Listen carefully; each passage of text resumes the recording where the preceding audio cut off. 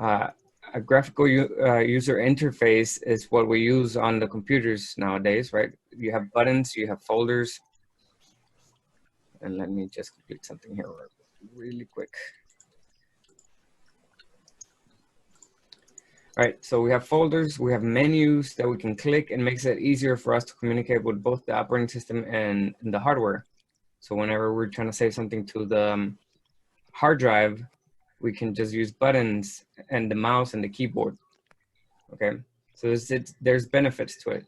GUI is more user-friendly and requires less knowledge of the underlying command structure that controls the system. And there's many types of operating systems: Windows, Mac OS, Linux, Apple iOS, and Android.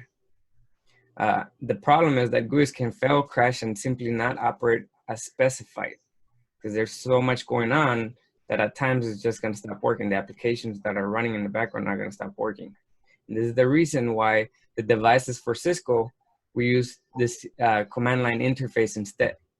It is going to be more basic and less likely to fail. Right? The purpose of an operating system: PC operating systems enable a user to do the following: use a mouse to make selections and run programs, enter text and text-based commands.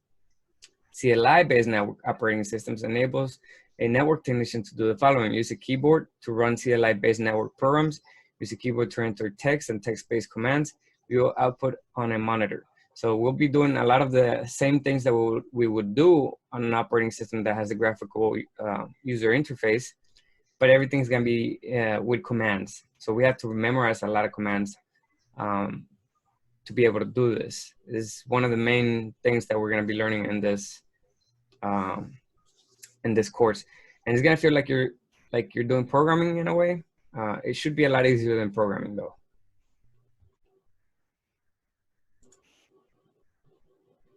All right, so the devices that you are gonna be working with, these devices, they don't have a monitor and you cannot connect the monitor to them. All right, so the only way to configure them and access their operating systems is by connecting a computer to the devices. There's different methods to connect to the computer to the device. The first method is using a special cable called the console cable. You'll see an image of it on the screen. One side of it looks like the internet cable, and the other side is gonna look like if it was a VGA cable, the old cable that used to connect the monitors to the computers. It's a serial cable known as the RS-232 cable.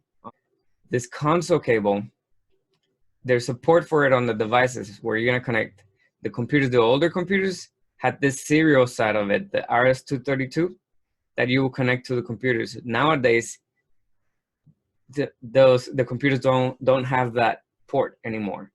So you might be using an adapter that goes from RS-232 to USB. And then you'll have to install the drivers to the computer so that this cable is recognized and installed, and then you can use it to connect to the devices and their operating systems. Any questions so far about that? All right, so console. A physical management port used to access a device in order to provide maintenance, such as performing the initial configurations. This is what we're gonna use to physically connect to the devices when we're right next to them. And if they have no configurations on them, this is the only way to gain access to their operating systems and to configure them. Once we have configured them, if you configure remote access to them and everything's working properly, you can remote into the devices using Telnet and SSH. Secure Shell SSH and Telnet are the two methods that we can use to remote into the devices. All right, one of them is secure and the other one is not secure. All right, by looking at the name, you could tell which one's the secure one, meaning that all the communication is encrypted through the network while you're trying to communicate with that device. The Telnet is not encrypted. All the information is sent as clear text, meaning that anybody can tap into that network or to that communication and read all the information that's going through, including passwords. All right, so it's not recommended to use Telnet. Secure SSH is what we'll be using. So let's read this. SSH establishes a secure remote CLI connection to a device through a virtual interface over a network. You're gonna hear that virtual interface more later on the chapters. Now, either way, if we're connecting through SSH, Telnet, or using the console port, no matter what, the computer that you're using to connect to that device needs to have specific software installed on it. All right. And again, if you don't have one of the devices at home, you don't have to install the software on your own computer. There's one more port that we have to talk about. Some devices such as routers may also support a legacy auxiliary port that was used to establish a CLI session remotely over telephone connections using a modem. All right, so what does legacy mean again? Do you guys remember that? I believe I spoke about it on chapter 1. If not, I'm thinking about my other classes. And if you're trying to tell me something, you're muted. Legacy means, okay, so there's two words you might hear. You might hear obsolete and legacy. Obsolete meaning that the technology is no longer being used at all. Legacy means the technology is being replaced by newer technology. Okay, it might still be used somewhere in the world and you might encounter it. So that's why we're learning about it, but most likely you're not gonna see it. Any questions? All right, so just remember, we have the console line. That's to physically connect to the device using the console port and using a special cable that has one side a serial port on it, a serial connection, known as the RS-232. To know this, you should write it down. Then the other two main ways to connect is going to be remotely through the network, either internet connection or local network. All right, that's going to be SSH and Telnet, using specialized software on a computer. Okay, all three methods are going to use that same specialized software. That software is the terminal emulation program. Okay, we have different ones. We have PuTTY, TerraTerm, and Secure CRT. Okay, and they're basically going to be the same. As long as you have the connection, everything is installed properly. You open the device, you tell it which communication line you're using, and let me go to Packet Tracer real quick. Right, so we're gonna simulate us connecting to the devices. So I'm gonna go here to my networking devices.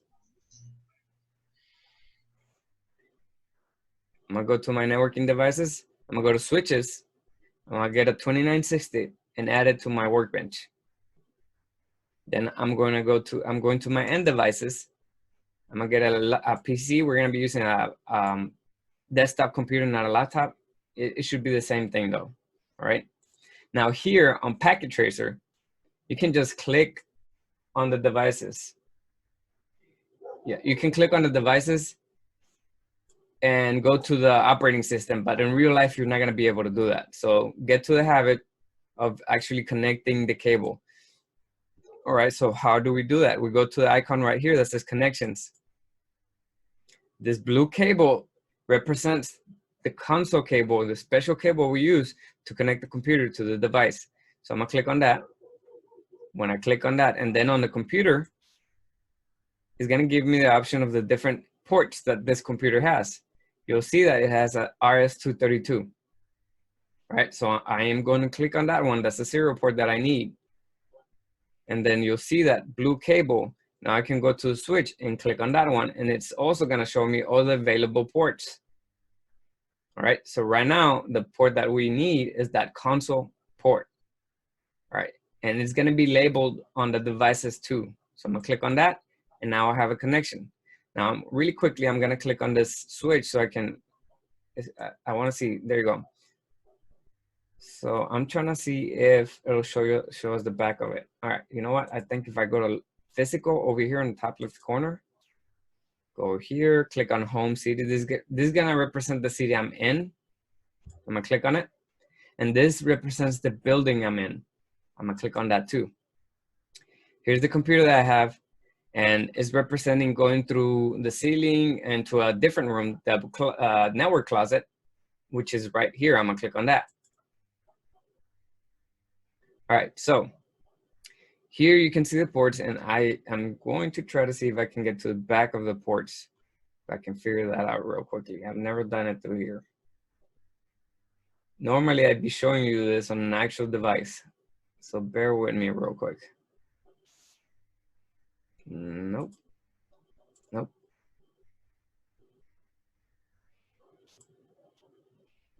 Rack.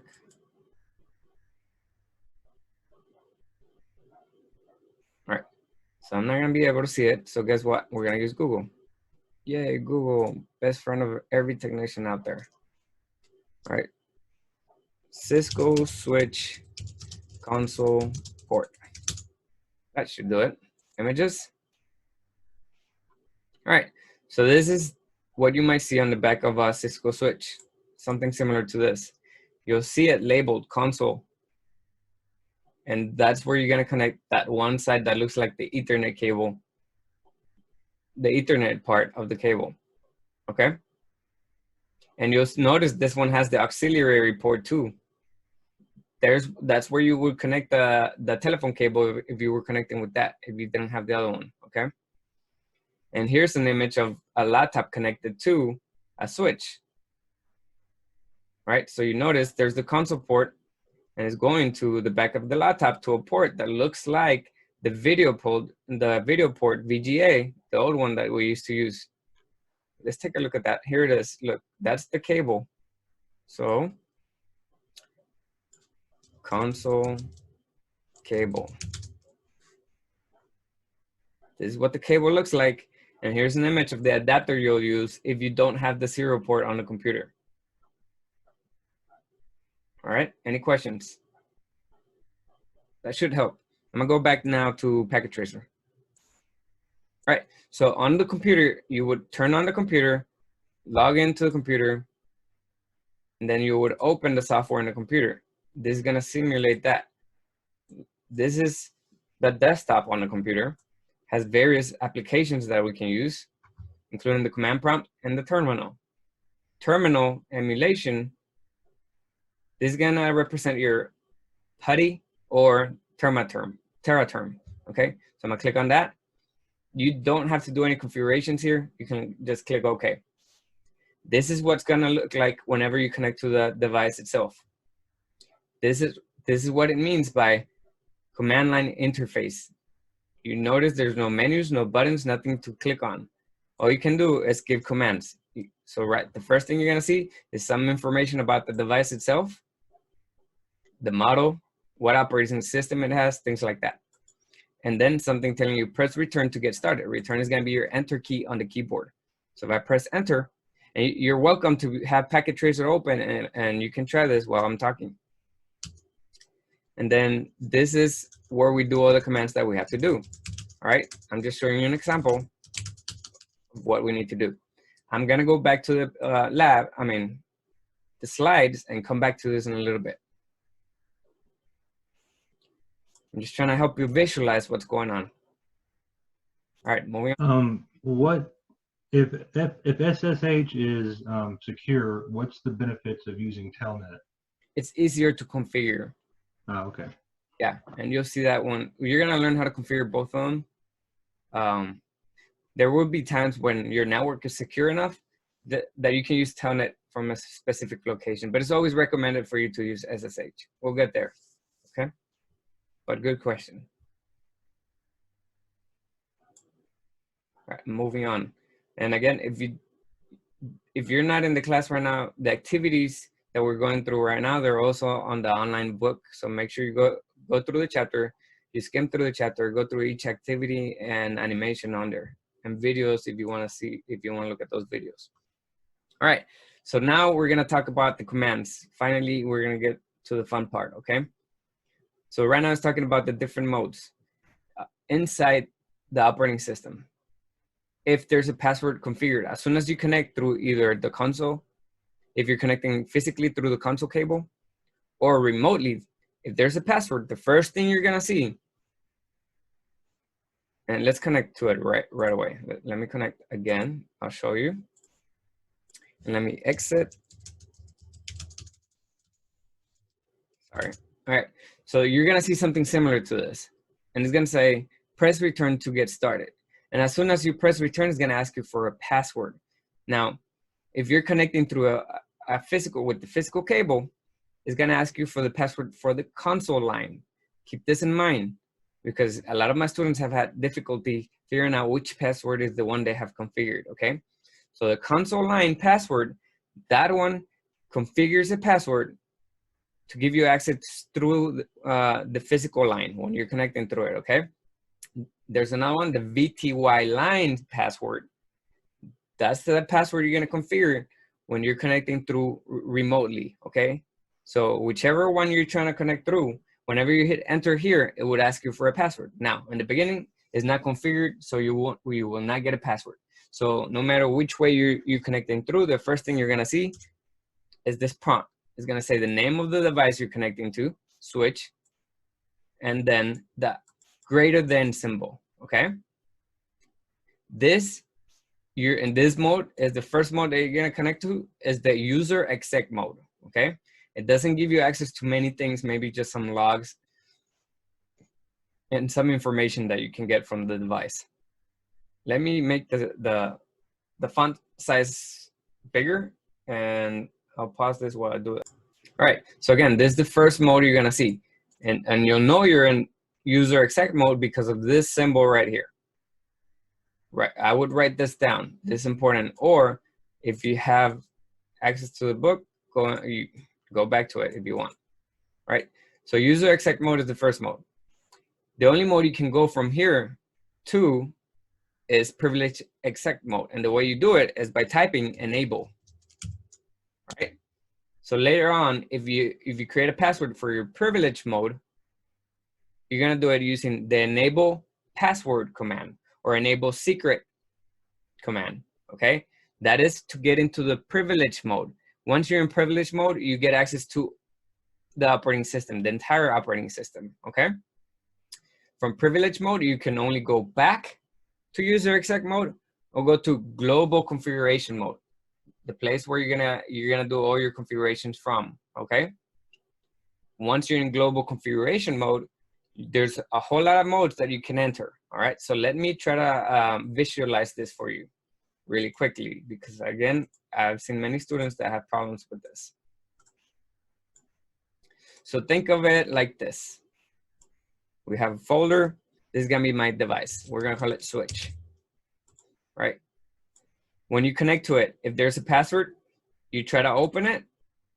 The first thing it's gonna ask you for is a password. But if there's no password, it's gonna give you access to user exec mode. Think of this folder inside the folder as being in user exec mode. Inside of that, the next mode you can go to is in privilege, is to privilege mode. Okay, so actually, let me go into the switch and call this user exec.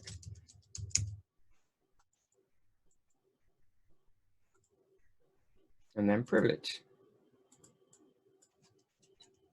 exec mode. All right, so how do I get from user exec to privilege exec mode? What command do I need to type? Chat it on the Zoom chat if you want. Or you can use the microphone. Enable is 100% correct. So as soon as you type enable, it's like you're going into this new folder right here, okay?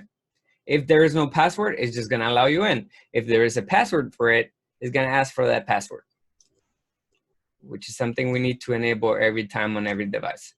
Now, once you're in this mode, there's another mode you can go into.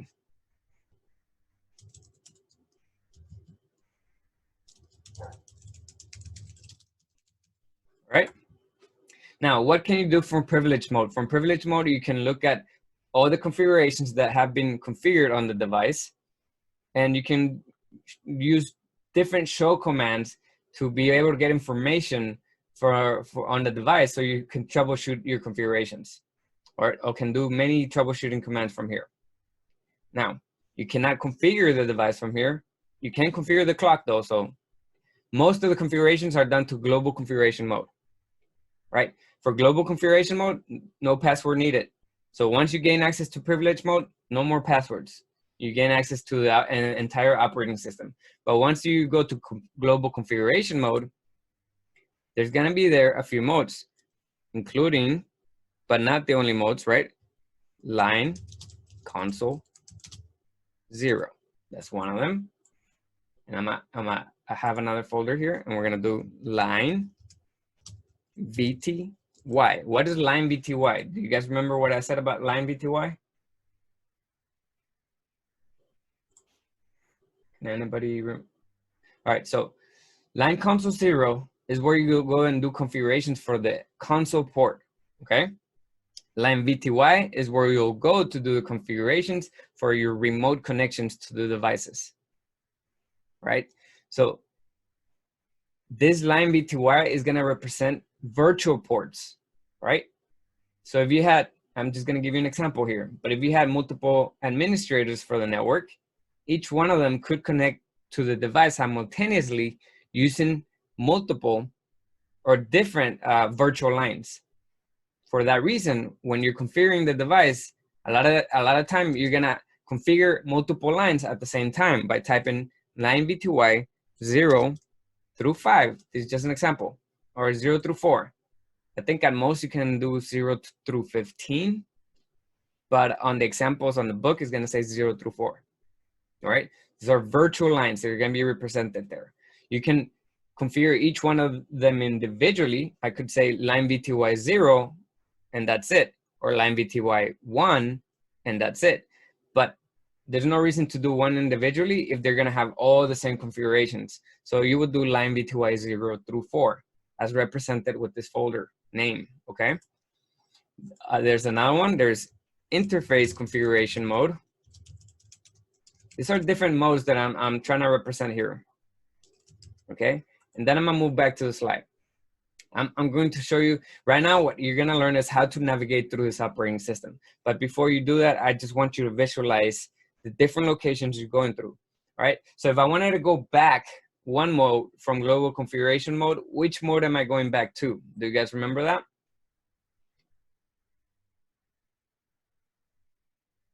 On the CLI, to be able to go back to the previous mode, you're going to type in the keyword exit, and it's gonna move you back one mode. If we go back one mode, if you look at my path right here, we go back, you're going back to privilege mode. If I type in exit on this mode, it's gonna bring me back to user exec mode. If I type exit one more time, it's gonna take me completely out of the operating system, right? And if there were any passwords, I have to type them in again. Now, if you're in global configuration mode, there's another keyword you can use, and you'll get to practice this, so don't worry. But you can use the keyword end, or I believe the other one is disable. Okay, and will bring you all the way back to privilege exec mode. Okay, so if I'm in line console 0 and I type end, it's gonna be the same thing as me just clicking over here and going all the way back here instead of going back to global configuration mode. Another thing you have to keep in mind is that if you're in one of this, if you're already in global configuration mode and you go into line console 0, and let me copy this real quick, just so I can give you, you can visualize it a little bit. If you're in line console 0 and you want to move to another mode that is within the global configuration modes, you don't have to type exit to go back to global configuration mode and then enter the next mode. You just type in the keywords used to go to the next line. So for example, if I wanted to go to line VTY 0 through 4, I would just type line VTY 0 through 4. And I'll give you an example. It would be the same thing as doing this and just moving to the other folder or the other mode. No need to go back to exit. Now let's look at that in Packet Tracer. So if I were to go here, go to terminal, connect, like I would, and I go back to, let me exit real quick, exit. All right, first thing I see is, oh, I'll talk about this later. All right, first thing I'll see is press return, which is your enter key. I'll press enter, and I'm in which mode here? Anybody? And, you're muted. I tend to mute you, so there's no, yeah. Privilege mode. So the next one, no, this mode right here is your user exec mode. The first mode you're gonna come into contact with, okay? When you're here, you're in no mode yet. You haven't entered any mode. Once you press enter, this symbol right here tells you you're in user exec mode, okay? As soon as you type enable, then you go to privilege mode. If I type exit, I go back to user exec mode. And if you notice, when I type enable, the symbol changes. Now you have the pound key, the pound symbol. That's gonna let you know you're in privilege mode. If I type global configuration, no, sorry, that's not the command. Configured terminal. If I type that, that's gonna bring me to global configuration mode, right? I can only, in privilege mode, at least for this course, CCNA1, you can only go back to user exec mode or go forward or into global configuration mode. Configure terminal is the keys, the keywords you're gonna use for that. Once you're in global configuration mode, you're gonna see the prompt change. Now it's not just the pound key, the pound symbol that's there. Also, you'll see config inside parentheses. That lets you know that you're in global configuration mode. Now remember, inside this mode, inside of global configuration mode, there's many other modes that you can go into, all right, as symbolized by these folders. So let's do that real quick. Let's say I want to configure the password for whenever somebody's trying to connect to the operating system using the console cable. So for that, I'm going to type in line console 0. Whenever Cisco is naming the ports and interfaces on the devices, it starts with the number 0 and then moves on from there. So it's always going to be 0, 1, 2, 3, 4 most of the time, okay? That's why it has line console 0. If it had 2 console ports, it would be line console 0 and line console 1. But it only has 1, so it's going to be line console 0. In here, you'll see that the prompt changed one more time. Switch config-line. Now you know that you're in the line configuration mode. From here, I can move to any other configuration mode within the global configuration mode itself, or I can move back once by typing exit, and brings me back to global configuration mode. And let me go back, and you'll notice here where I'm just going up the history of commands that I have done already. To do that, you use the up arrow, okay? And I go to line console 0 and I click enter. That way I don't have to type it again, okay? And you'll see that on the slides in a moment. So in line console 0, from here I can go straight to line BTY 0 through 4 without having to go back to global configuration mode, right? That's because they're like side by side. If you look at the folders, they're all in the same room, if you want to think of it that way, all right? So you can switch between them by just typing the command you would do if you were in global configuration mode. Now, if I want to go straight from here to privilege mode without having to type exit twice, the 2 ways you can do that is by typing exit twice to go to privilege mode, or you can just type end. And it brings you all the way back to privilege mode, represented by that pound symbol and nothing else, just the name of the device. Any questions so far? I'm trying to break it down as easy as I can. All right, now I'm gonna go back to global configuration mode. What is the command that I need to do that?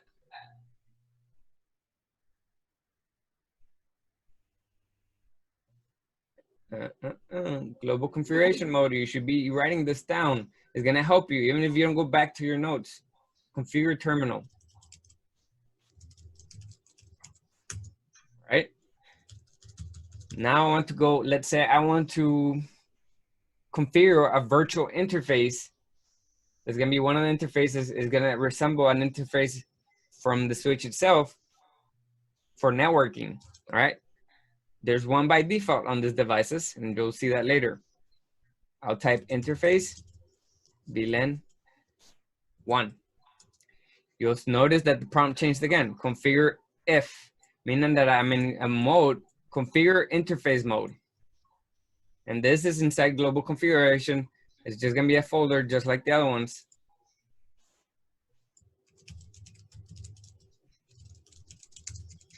Right? So that means that I can traverse and I can move to my other modes from here. So I can go back to console, line console 0. Right. So far, so good, right? Hopefully. Let me go back to that slide. User exec mode allows access to only a limited number of basic monitoring commands identified by the CLI prompt that ends with the greater than symbol.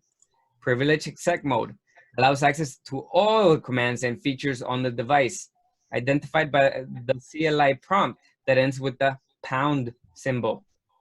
Okay. And you have examples there in those pictures. I'm gonna move on. Remember, if you want to see this again, you should be reading the book. All right, global configuration mode, used to access configuration options on the device. This is where you'll do most of your configurations. Line configuration mode, used to configure the console line, SSH, and Telnet, or the auxiliary ports. Interface configuration mode, used to configure a switch, port, or router interface. Used to configure a switch port or router interface. This is gonna be your physical interfaces. And let's go back to Google real quick. And we'll do Cisco switch interfaces. Go to images. All right, so normally a switch is gonna have many ports. You're gonna use a switch to connect all the end devices to your local network. So it needs many, many ports. There's some that are 24 ports, 48 ports, or there's even more. It could go to 100 points. And guess what? Which one do you think is gonna be more expensive? The 100 port one, right? 100 interface one. All right, so the more features your device has, the more money you're gonna have to spend. All right, so look, each one of these ports is an interface. They're known as an interface, okay? So we can actually go into the operating system and type interface and then the name of the interface and the number for that interface. So normally for a switch, if they're 100 megabit per second interface, then it's gonna be known as a fast Ethernet port or interface. So on the CLI, you would type interface fast Ethernet 01 for the first one, okay? There's many, many interfaces, but you could also create virtual interfaces for when you're creating your virtual networks. You're pretty much dividing your network into virtual networks. Think of that like if you had a hard drive and you're dividing that hard drive into into two logical hard drives, two virtual hard drives. You can also simulate a room. If you have a room and you put a curtain in between, and now you have two virtual rooms, right? You have the room divided in two, even though it's still one room. It's the same thing when you're creating these networks. They're virtual networks so that the communication is grouped into different groups for different purposes, okay? So, all right, navigation between iOS modes. We covered this already. Privilege exec mode. To move from one user exec mode to privilege exec mode, use the enable command. To go to global configuration mode, you're gonna use configure terminal. To go to a line configuration mode, you're gonna use line and then the name of the configuration mode you're trying to get into. Line console 0, line VTY 0 through 4 or 0 through 15, or line VTY 1 if you only want to configure one of them. Moving on. All right, so sub-configuration modes. Line console, interface configuration mode, line VTY, those are known as sub-configuration modes, okay? To move out of any sub-configuration mode, to get back to global configuration mode, you use the exit command. To return to privilege mode from any of those modes, you can use the keyword end or the shortcut Control-Z on the keyboard, all right? You should be writing down the commands. Every command you find, you should write it down. To move directly from one sub-configuration mode to another one, you don't need to type exit. to go back to global configuration mode, you can just type the name of the next mode you're trying to get into. In the example, the command prompt changes from config line to config if. I already did this for you. Command structure. All right, so this is talking about the way that the book is going to give you examples. Let me move forward a little bit so you know what I'm talking about. So on the book, you'll see many examples like this one at the very bottom for commands that you have to learn, right? So on the slides that we're about to talk about, this is what it's talking about, okay? So this is how the commands are structured. You have the prompt that tells you what mode you're in and what device you're in. Okay, then you have the command, which could be a keyword. There's some keywords that do specific things, okay? They have to be typed exactly how you're supposed to type them, or else you're gonna get an error. So that this purple command is representing a keyword. Then you're gonna have a space between that and the arguments that you're gonna type in, okay? So the keyword, this is a specific parameter defined in the operating system, okay? So Cisco created these keywords. They have to be typed exactly like Cisco decided they're gonna be typed, okay? The argument, this is not predefined, meaning that it could be a variable. It could change depending on what you're trying to do. It's value or variable defined by the user. In this figure, you have an IP address. If you hadn't seen an IP address before, that's an IP address. An IP address is what we use to give an address to the devices in the network, like if you were giving an address to a house. This is how you find the devices in the network. Moving on. iOS command syntax check. All right, so if you've done any kind of programming before, you'll know what syntax means. It just means that the keywords that you have to type in have to be exactly how the programming language decides that they need to be typed, okay? So you cannot use this keywords for anything else other than what they're meant for. All right, so the syntax check is checking to make sure you typed everything correctly. A command might require one or more arguments to determine the keywords, and arguments required for a command refer to the command syntax. Boldface text indicates commands and keywords that are entered as shown. So whenever you're seeing an example on the book and you see bold text, that means that has to be typed exactly like you see it, okay? Italics indicates arguments for which you supply the value, something that you have to type in. So for example, here for an IP address in italics, that means that an IP address could be anything that you assign to it, okay? Now there is a structure for the IP address too, but it has nothing to do, that's not what it's talking about here. You could have 10.10.10.5, like you could also have 192.168.254.254. That's what it means by variable, okay? So that's why it's in italics. The other symbols you might see is square brackets. This indicates an optional element. So you might get a list of options. You can type in an IP address or something else. All right, so this is gonna be inside brackets, square brackets, keyword or argument. So you might have different keywords that you can use, but only those keywords, but you still have options. So if you still have options, then it might be inside square brackets. Braces indicate a required element, something that you have to type in, even if it's not a keyword that they're giving you, but the operating system needs that information for it to take the entire command. That's gonna be inside braces. Then you have braces and vertical lines within a square bracket. This indicates a required choice within an optional element. You'll get more familiar with this as you continue with the course. Spaces are used to clearly delineate parts of the command. So yes, after every keyword, you're gonna have a space. You cannot have all the keywords connected together. It's not gonna work. All right. iOS command syntax check. Continued. The command syntax provides the pattern or format that must be used when entering a command.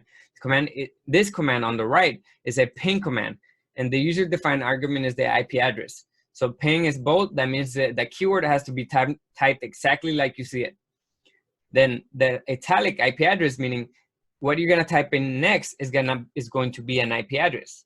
That IP address could be any IP address. So that's why it's in italics and not bold.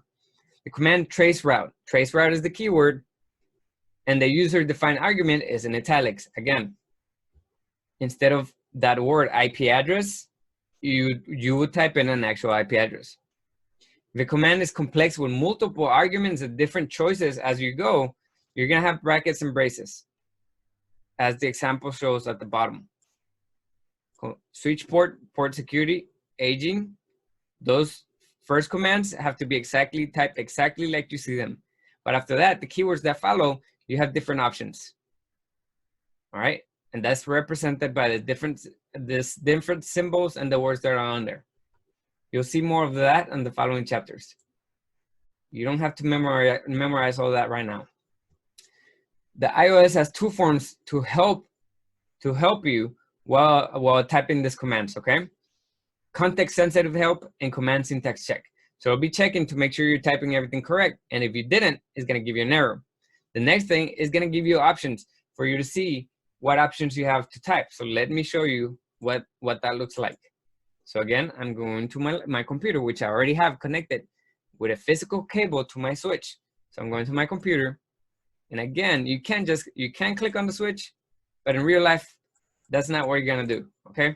You're gonna go to your computer, you're gonna open your terminal emulator software, and then gain access to the operating system, right?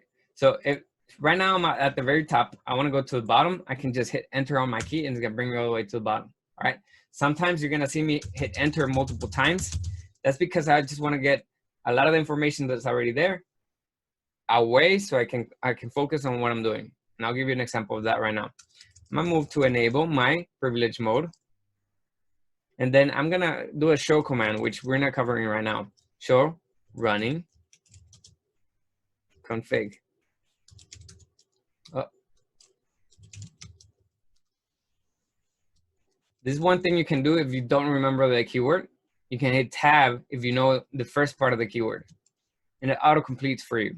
Okay, we're gonna cover that in a little bit. I was missing the dash between the two words, okay? And remember, if you don't practice this, you're gonna forget it. I haven't done this the entire summer, so I forgot that dash. But I did not forget how to figure out how to find the answer. All right, so if I do show run, I get all this information. And it kind of annoys me to see it there if I'm working on something else, and that's why I do this, just in case you have that question. All right, so what am I trying to do right now? I'm trying to go to global configuration mode, configure terminal. Okay. Now here, let's say I don't remember the keyword I'm trying to look for. All right. So this is the help that the operating system is going to give me when we're talking about context sensitive. When I'm in a specific mode or after a specific keyword, I can do a question mark. So if I type question mark, immediately it's going to give me all the keywords that I can use in that mode. All right, so these are all the keywords that I can use. You notice that the first keyword is just going to give you one keyword. If there's multiple keywords that you need to get to a specific location, it's only going to give you the first keyword. So I know that I'm trying to go to line console mode. So I know that line is the first keyword I need. So I'm going to type line. Now, after line, if I don't remember what the next keyword is, I can do question mark one more time. And look at that. It's going to give me the options that I have after that keyword. I can either type a number or I can type the console keyword or the VTY keyword. So I'm going to do console. And again, I don't remember because I haven't been practicing. So I'm going to use my keyword one more time. The only option left is 0. A number between 0 and 0. That's what that is. Okay. And then on the right, it also, if you notice on the right, it gives you an explanation of what the keyword is used for. So primary terminal line. That's what I want. So I'm going to type 0 here. And then do you guys understand what context sensitive means? Hopefully you do. I'm going back to the slides. Context sensitive help enables you to quickly find answers to these questions. Which commands are available in each command mode? Which commands start with specific characters or a group of characters? Which arguments and keywords are available to the particular command that you're using? So arguments, remember that arguments are things that are going to be like variables. They can change. So for example, if I go to interface fast Ethernet 0, 1, because you have multiple interfaces, it could be 1 through 24 if you had 24 ports, right? We'll come back to this, don't worry about it. If I do IP question mark, it says, this is the options you have. I'm gonna switch, it doesn't give me that many options. All right, so this is a bad example. Let me go to a router real quick. Gonna go back to my icons, get any of these routers. And this time I'm not gonna connect the cable. I'm trying to speed things up. I'm gonna go to the CLI. It's booting up. You have a button right here to speed up time. So you can mess with time here, fast forward, and it's gonna be where we need it to be. This is very important. Look at this. Would you like to enter the initial configuration for this device? When you come to this message on the devices at Lone Star, say no, because we want to configure it from scratch. All right, so enable config T. I'll talk about config T in a second. Oh. All right, so if I do interface G01 IP question mark. Oh, that's not good. Give me 1 second. I'm going to pause this while I fix the issue. Resume recording. All right, so again, I'm gonna type IP. I'm in interface configuration mode. I wanna do question mark to see all the things that I can do. It gives me a list. So I'm gonna use address. I'm trying to see if this is gonna give me the example I'm trying to give you. But it didn't. So that's just gonna show you on the book then. When you see italics, on the actual operating system is just gonna tell you what you can type. For this is an IP address, and it gives you an example of how the IP address would be constructed. So let me go back to the slides. All right. Which arguments and keywords are available in particular command? So the argument, I guess, again, is a variable. Here, it told me I can type in an IP address and how the IP address is constructed, right? But it's not giving me the exact IP address because that's going to be different every time. So it just represented it by A, B, and C, and D. All right, moving on. Command syntax check verifies that a valid command was entered. What does that mean? Okay, let's move back. Let's say that I do IP address with 1D, right? The keyword that Cisco said that we need to type is address with 2Ds. So if I try to type this and hit enter, it's gonna give me an error saying invalid input detected right here. And it gives me a little arrow pointing where the problem is. Okay, so this is another help for you. So if you get this, you know something on your command is wrong. Now, if you do address and you hit enter, it's gonna tell you incomplete command because it's expecting an IP address. That's another help you're gonna get on here. Moving back. All right, so any questions right now? So far, everything should be kind of, pretty self-explanatory in a way. We're not going over any concepts, just, how to navigate through the operating system. And this is going to take practice for you guys to remember. No way you can memorize it in one day through one class. This is why you have the packet tracers in the labs for you to practice this. Any questions? If you have no questions, I'm going to move on. All right. There's hotkeys and shortcuts you can use. The iOS CLI provides hotkeys and shortcuts that make configuring, monitoring, and troubleshooting easier. Commands and keywords can be shortened. Let me give you an example of this. All right, so you noticed earlier that instead of typing configure terminal to go to global configuration mode, all I did was config, I did config T, right? The operating system still knew what I was trying to do. And look at this. I can do conf T, and the operating system knows what I'm trying to do. How do you figure out how you can shorten, well, let me show you one more example. If I do con T, now the operating system is like, I'm not sure what you're trying to do here. So how do you know how far you can shorten a keyword? Let me show you. If I do question mark right here, I see all the keywords that I can use in this mode. And you can notice here that there's two keywords that start with the same letters, C-O-N-F for configure and C-O-N-N for connect. Now, if there was only one keyword, let's say log out. There's only one keyword that starts with L, okay? So if there's only one keyword, I should be able to just type L and then enter, and it works. Because the operating system is like, okay, I'm assuming you're trying to use this keyword, the only one that starts with L anyway. Okay, so let's just go back over here. Here you have two keywords that start with C-O-N, so the operating system is not gonna know which keyword you're trying to use unless you add one more letter. Any questions? This is gonna be really useful. It's gonna help you speed up the process when you're entering commands, okay? And you'll learn how to shorten them really quickly. So again, this is the minimum amount of letters I need to type for the operating system to know which keyword I'm trying to use. And then T, if I do question mark here, the only available keyword I can use is terminal. So I can just type T and hit enter, and it's gonna bring me to configure terminal. Going back to the slides. All right, configures, here's an example. The configure command, well, it's the same example I gave you. I'm going to move forward.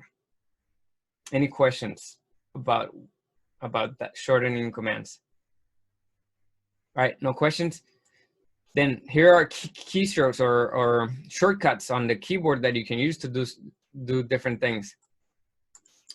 Another helpful tool is going to be your tab key on the keyboard. If you're typing a command, for example, let's say I'm trying to go into interface fast Ethernet 01, right? There's a lot of keys I have to type, a lot of letters. If you get to that point where the operating system can figure out which keyword you're trying to use, you can use the tab key for it to autocomplete your word. So if I use INT and tab, it auto-completes interface. If I use fast here, and I think just F would do it because the only keyword I can use after this, I believe, and use tab, it will autocomplete for me. All right, so that's how tab is used. And I think next is backspace. Backspace and Control B. Backspace, here, when you're working with a CLI, you cannot just click in the middle of a word and try to erase, for example, I want to erase that R. I can't click on R in front of it and then backspace. It's gonna go back to the front or to the last key where I was, right? So if I want to erase that R, I have to use the arrow key, the back one, the left one, I mean, or Control B, and go back to where that R is, right in front of it, put the cursor right in front of it, and then I can use backspace to erase. Then if I want to go back to the front, I'm going to use the right arrow key.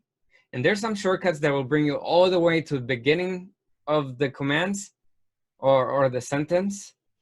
And there's a command that brings you all the way to the front of it. I never use them, so I don't have them. I don't in my memory right now, so I can't help you with that. But you can Google it and find it really quickly. Okay. There's another command that will bring you to the middle of the commands that you have, to the center. This commands will help you speed up the process whenever you're working on configuring the devices. All right. So again, left arrow key moves the cursor to the left. Right arrow key moves the cursor to the right. Then you have the up arrow key. Okay. So if I do the up arrow key, it will bring the history of the commands that you have already typed properly, correctly. Okay. So I already did interface fast Ethernet 1, so I can go up and find it again and hit enter, so I don't have to type it again. Now, if I want to do interface, Let's say I want to go to the next interface, 02. I can go up, erase that one, add a 2, and hit enter. Now I'm on the next interface. I want to go to the next one. Again, hit up, change that 2 to a 3.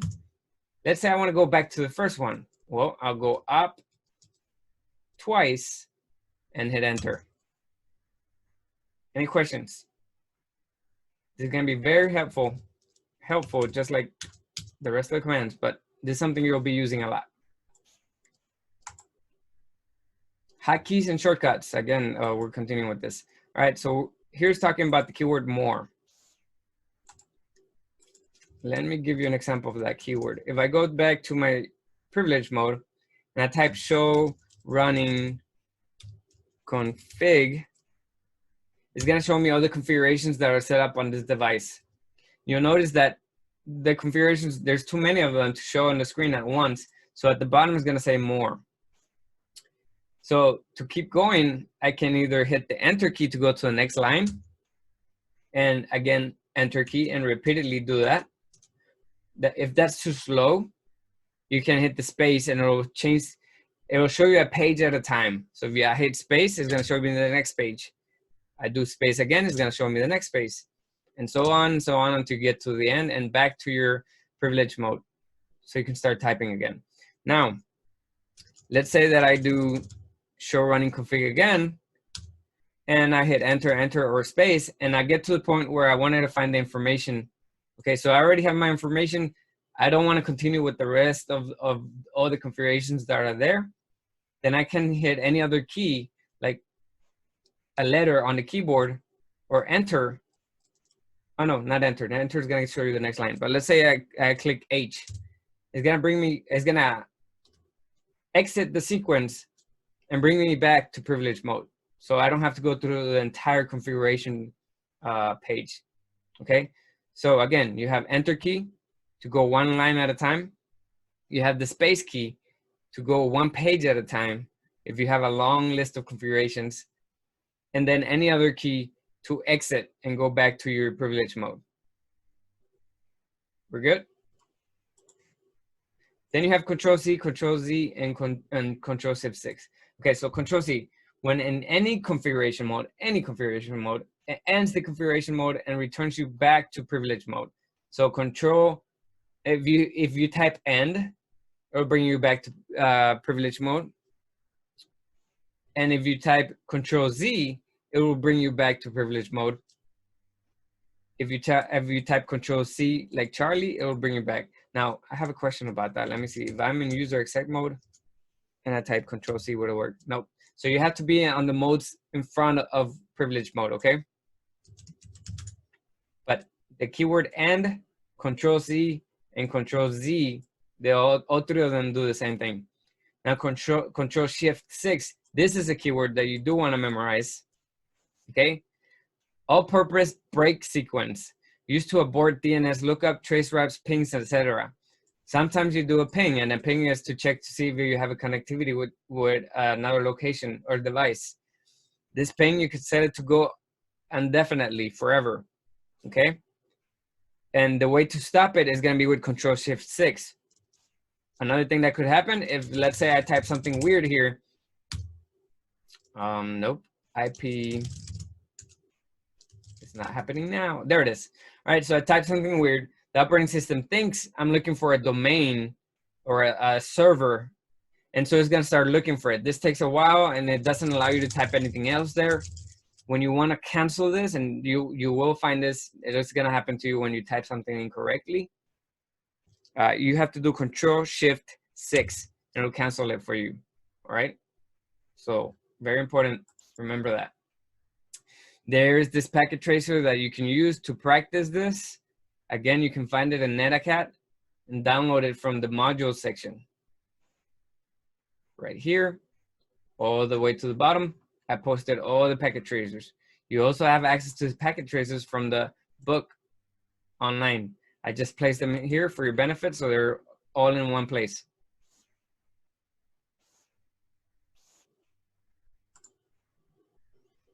I have been talking for a while, so let's take a break. And you guys should have told me to take a break a long time ago. That is your job. From now on, know this. Your job is to stop me. I'll keep going forever. So let's take a 5-minute break. So meet back at 8:32. Stretch your arms. Do a dance. If you're falling asleep, go do something. Drink some water. I'll be back too. I'm gonna go get some water.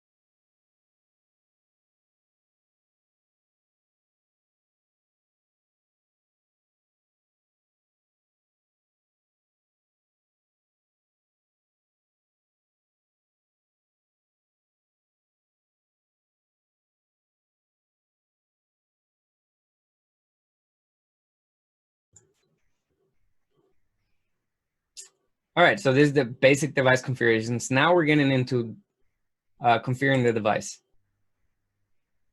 So the first thing you should do whenever configuring a device is configure the name of the device, because you might have multiple devices. And let me show you that are the same device. For example, I can have 3 switches. And I'm not gonna go and connect to each one of them through the console. Okay, we can do that. But for now, let's go to this one. I click enter. The first on the prompt is gonna tell you the name of the device, okay? Hey, Kelsum, I do have a question on how do you make it, so that the font is so big on your this terminal screen? Because when I tried it on mine, it's so little. I mean, I'm having trouble seeing it. Yes. So this is how you do it. You go to options. You click on preferences. You go to font. And then you have the size for the CLI. So that's when you're working on the command line is right here. Tooltips, so like this tips right here, or whenever you hover over something. And then just the overall size of everything is right here. After you selected the sizes you want, you click apply. You can change colors too. And that should do it. Thank you. All right. So let's say I'm on this computer and I'm going to connect to this switch and configure it, and then connect to this switch and configure it. Or maybe I'm remoting in. And this is where the problem is going to be. If I'm remoting into the devices and I want to configure a specific device, when you go into the CLI, by default, the device has the name of what the device is. So it just says switch. And if I go to the other switch, it's going to say switch. And so this is going to be a problem if you're remoting in and you're trying to configure a specific device. See? Same exact name. So the first thing you have to do is change the name, and this is how you do it. Can you do any configurations from user exec mode? Shake your heads, no. Left and right, no, you can't. So you have to go first to enable privilege mode, okay? Can you do any configurations from privilege mode? Most configurations are done through global configuration mode, okay? So config T. From here, to change the name of the device, the keyword that you need is host name. You should be writing this host name. This is something you're going to be doing a lot, so I would write it down. All right, so host name, and if I do question mark, then it's going to tell me what else. So it says word, so it's any word that you pick. This is going to be your system's network name, okay, for that device. So again, that keyword, that question mark is gonna be very useful. Use it. All right, so host name and then the name you want to give it. So host name is the keyword, and then I'm gonna normally, at least in the examples on the book, you'll see something like switch 1, switch 2, but you can give it a name like, I don't know, something like this, admin switch. Right? Notice that I have an underscore and I don't have a space in between. You shouldn't have a space in between, right? So admin switch, if you want to call it like that, can be anything you want. something that's going to tell you which device it is, and something's going to help you while navigating. Right? So host name, normally right now we're just going to do S1 switch 1. And you'll notice that the name changes. All right. The first configuration command on any device should be to give it a unique host name. By default, all devices are assigned a factory default name. And if you're trying to set up SSH, I believe it requires you to have a host name that you created, not the one that is by default. Guidelines for naming a device. So there's some guidelines that you need to follow. You have to start with a letter. You cannot start with a number. Contain no spaces. You can't have a space between. If you have 2 words, no spaces in between. End with a letter or digit. So you cannot end with a symbol, is what it's saying. Use only letters, digits, and dashes. Be less than 64 characters in length. All right? So just keep it simple. All right? Don't use any weird symbols. You can use underscore and dash. Host name. And I can say admin switch again. All right, so that'll work. And notice how I don't have to go and erase there. I can just use the same keyword again to change the name if I did it wrong the first time.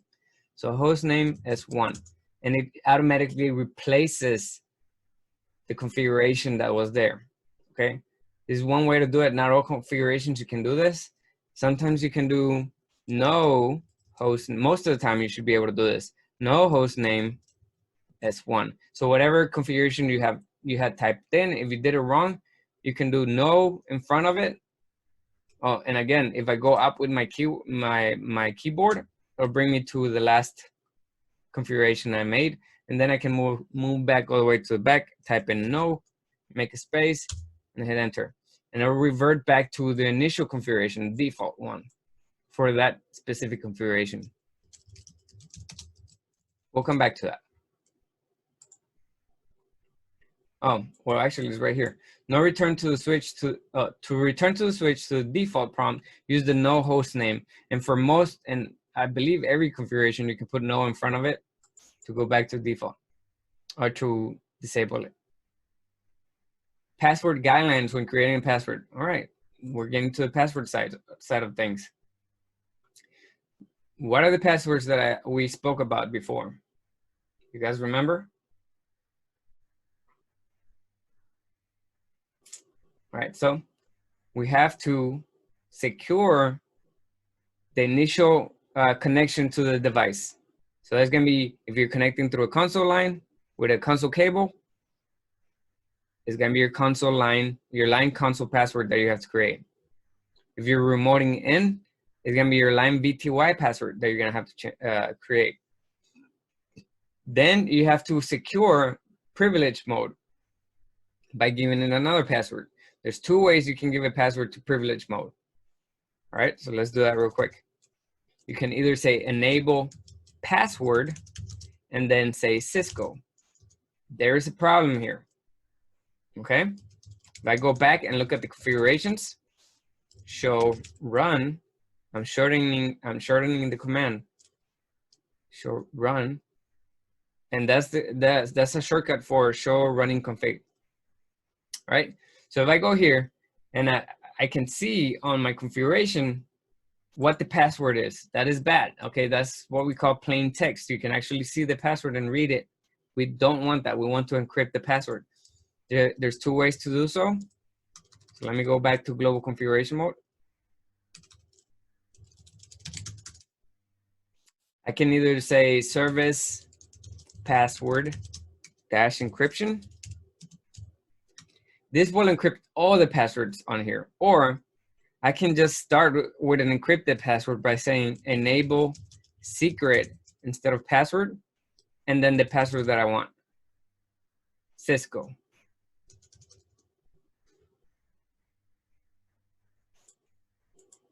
It's saying the enable secret you have chosen is the same as your enable password. This is not recommended, but it still allowed me to do it, okay? So now if I go back and do show run, which again is shortcut for running running config, right? If I do this and hit enter, I can see here the secret, the enable secret is encrypted. This is how encryptions work. They scramble the data, okay? And put other symbols in there. So we're gonna come back to how encryption works again in CCNA3. All right, enable password Cisco. This is the problem that, see my password, you can see it. The secret you cannot, but I chose the same secret, so that's what it was telling me. It was giving me a warning. Easy peasy. How do I remove that password? Do you guys remember?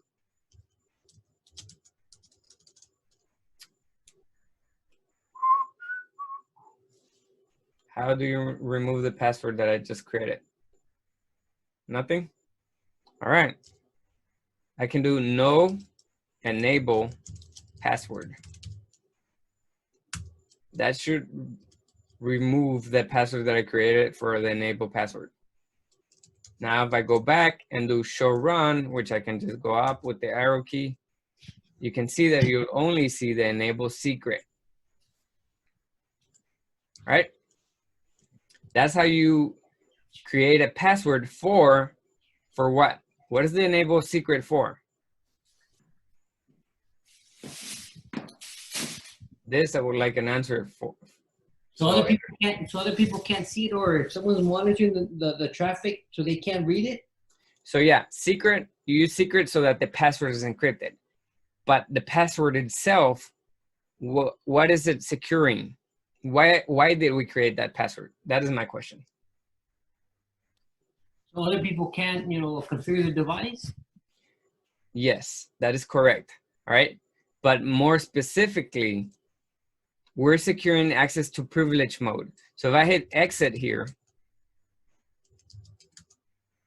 right now I'm in user exec mode, right? We know this because of the symbol, greater than. To get into privilege mode, I have to type enable.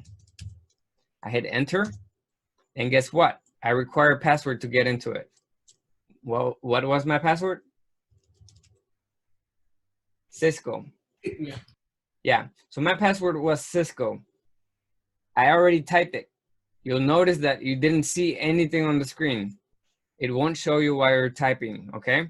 So if you're typing and you're trying to get into your device, you're gonna be like, Mr. Q, I'm trying to type, but nothing shows up. That's the reason, it's not gonna show you, okay? So I already typed it, hit enter. Now I have access to privilege mode. So again, what is the keyword that I use to secure privilege mode? You have two options, but what is the first keyword that I need?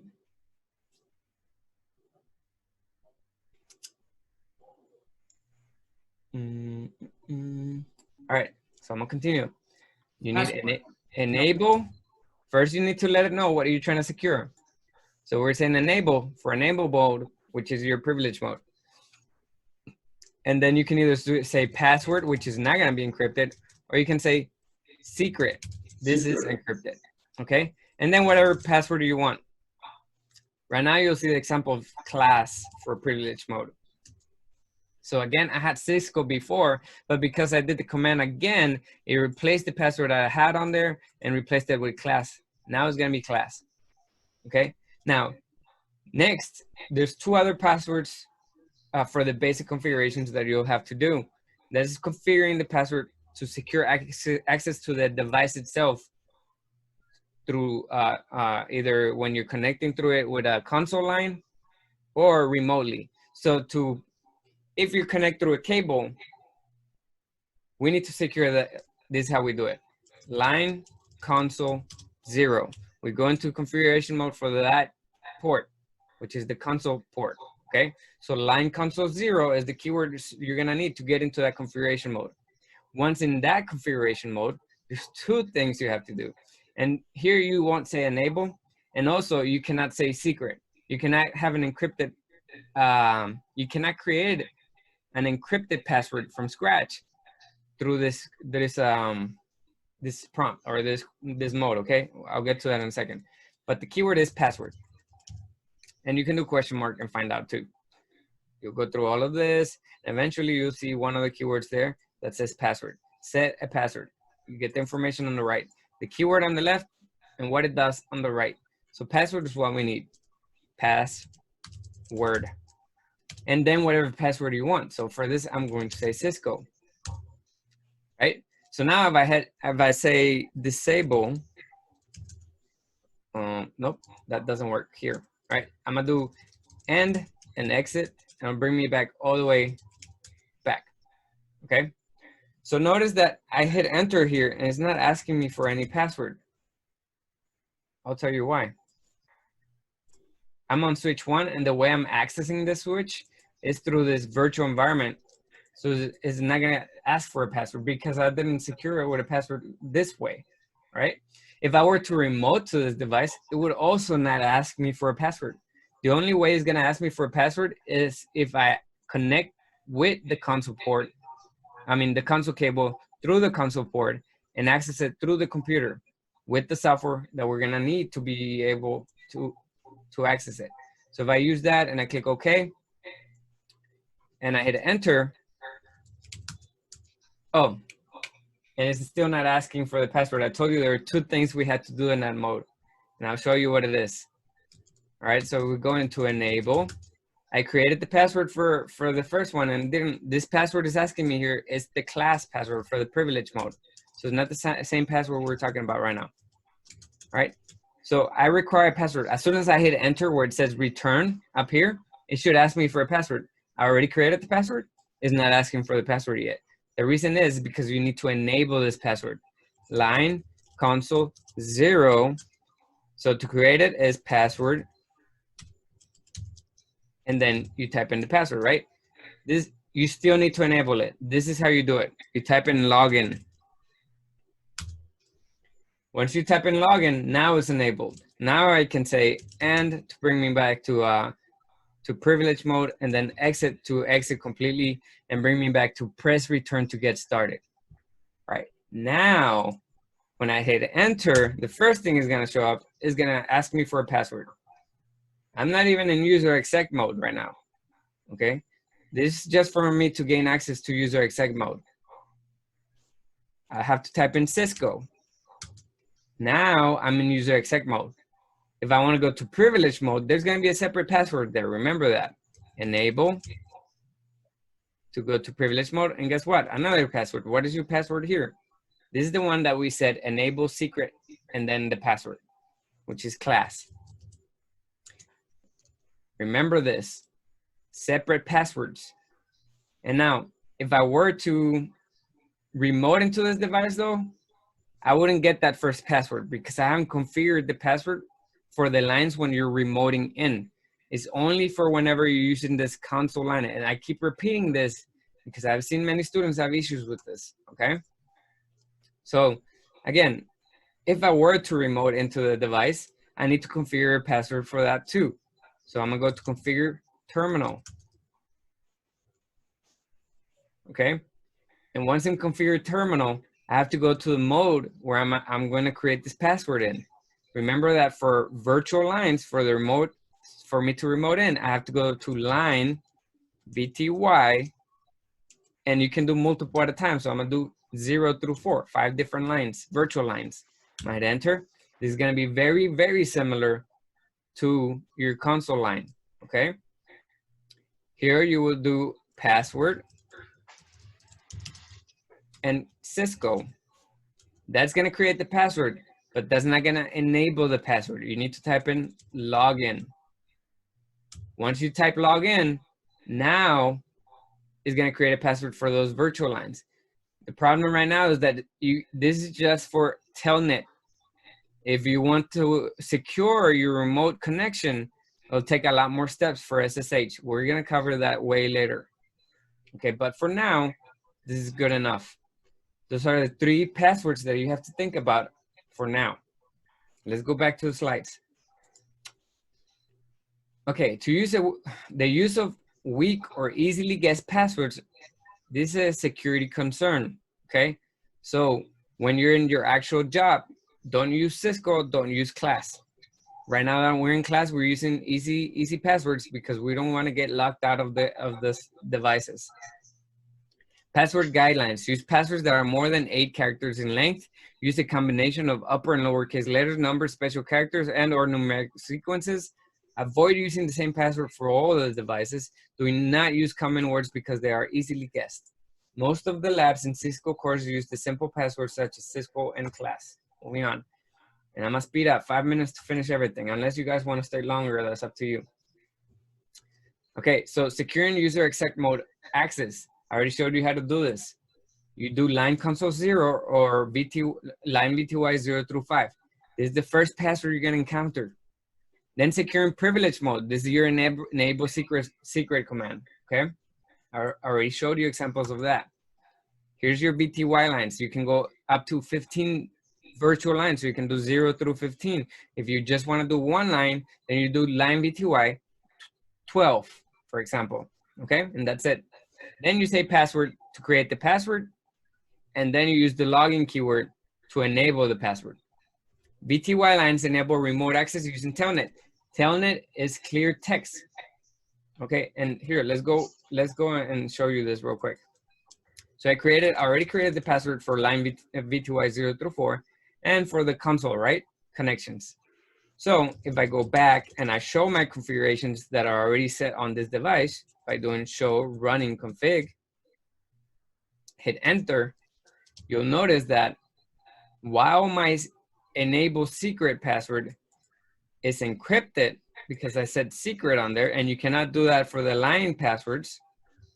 If you go down to where it says console 0, you'll see that the password is Cisco, and you can actually see the actual password.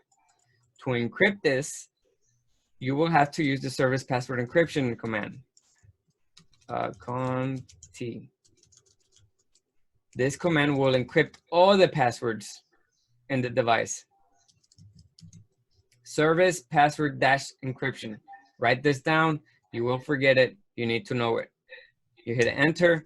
Now I can go back to use privilege mode. I can do show run again. I'll go down, scroll down all the way through my configurations until I find the part for the console. And you'll notice that now it's encrypted. It no longer says Cisco on there. Right? So VTY lines enable remote access using Telnet or SSH. Now, even though the password is encrypted, if you're using Telnet to remote in, any of your communication going through there after you type in the password, any of that communication can be read plainly as if you were reading a document, okay? Many Cisco switches support up to 16 VTYs, 0 through 15. You have to count that 0. That is a line 2. You'll see the last number on there is 15, but altogether 16 lines. How do you encrypt all the passwords? Service password encryption. Remember that. You do this from global configuration mode. Most of your commands that you're going to configure is going to be through global configuration mode. Show running config.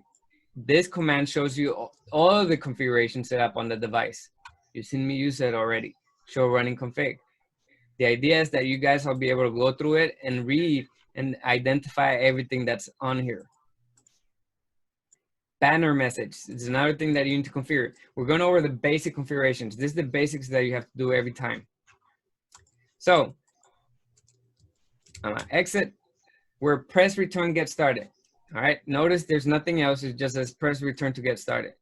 So I'm gonna type in Cisco as the password for this, and then enable, and then class. Config T. You should create a banner on all your devices. You can do it for different reasons. These are the keywords that you're gonna use. Banner, MOTD, which stands for message of the day, okay? Now, here you're gonna create a message, but the operating system needs to know where your message starts and where it ends.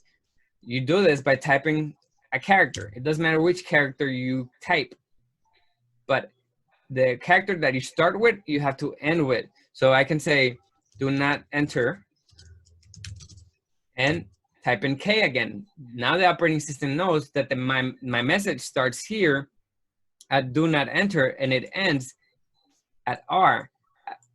That K is gonna tell her where it starts and where it ends, okay? Now the problem when you're using the letter from the alphabet is this. If I say, do not enter because you know why, okay? And I use K. This is gonna say where the message starts, but the operating system is gonna think that my message ends right here. Does that make sense? If I hit enter right now, this is not a syntax error. Everything's proper according to the operating system. This is a logical error, okay?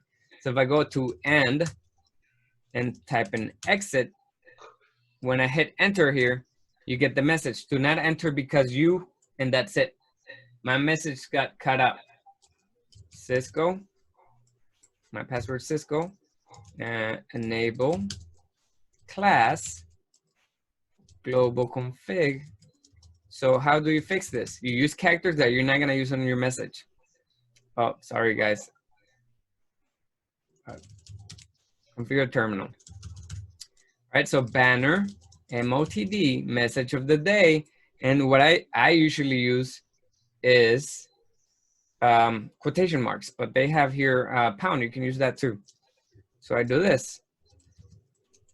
Authorized personnel only, exclamation mark.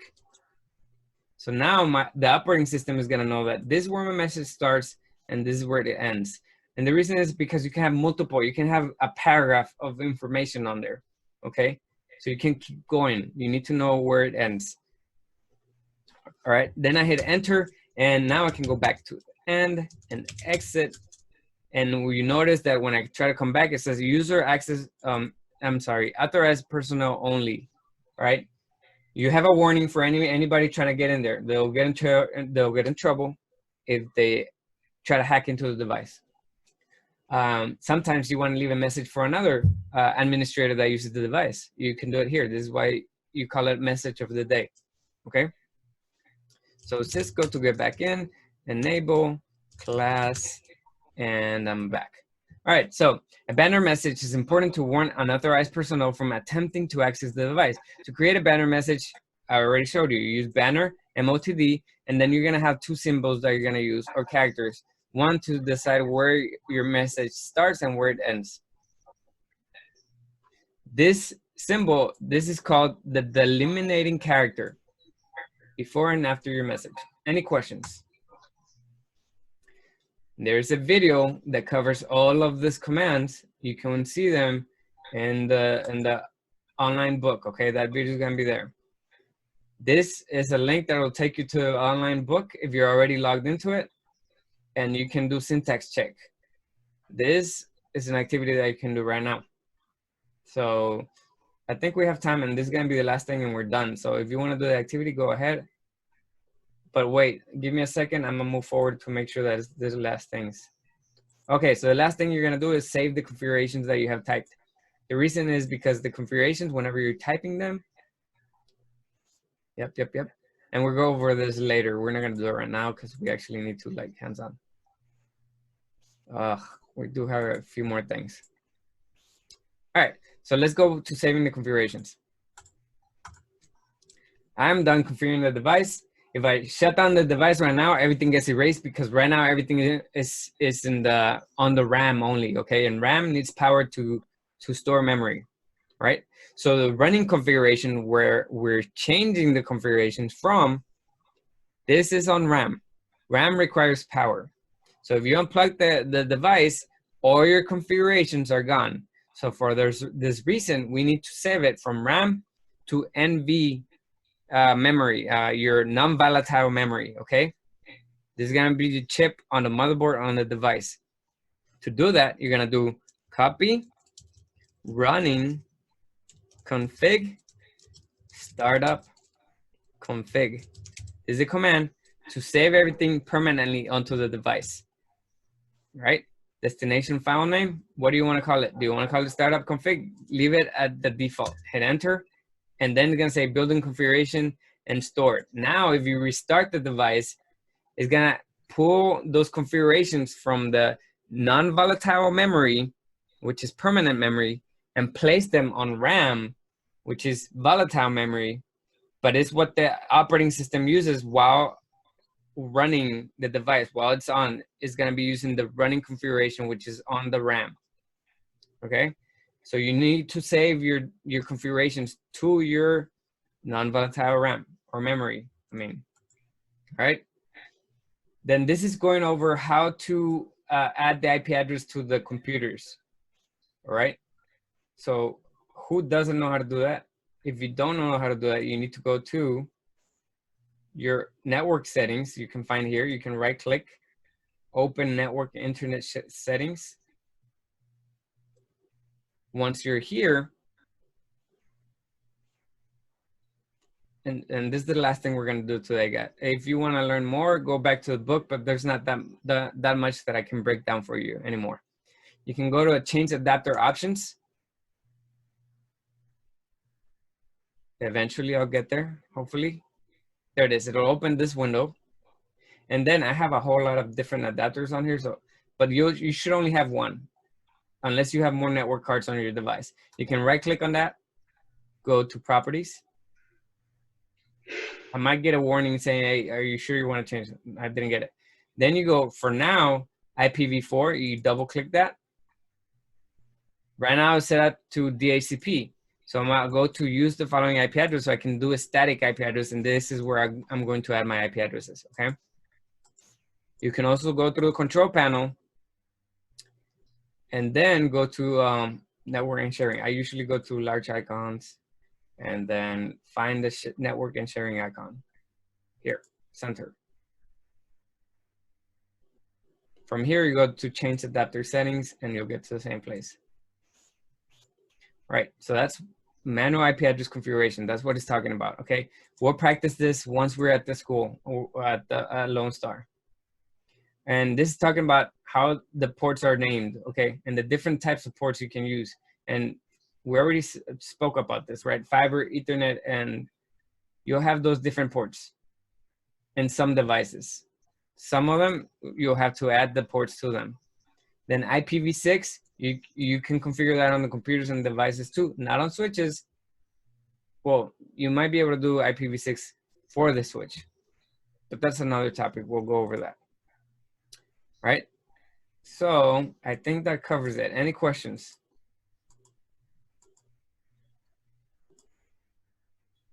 I don't have any, Kelson. Thank you. Okay, automatic IP addressing, that's when you use DHCP to get the IP address.